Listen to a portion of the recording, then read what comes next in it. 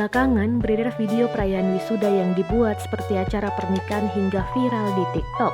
Diunggah oleh akun TikTok @bubirebit pada Minggu 7 Maret 2021.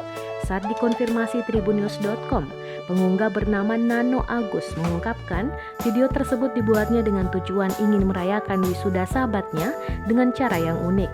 Salah satunya yaitu dengan membuat wisuda rasa temu manten.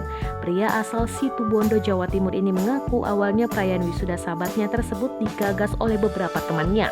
Karena walaupun wisuda dilakukan secara virtual, Nano dan teman-temannya menginginkan perayaan wisuda yang unik dan berbeda dengan yang lain.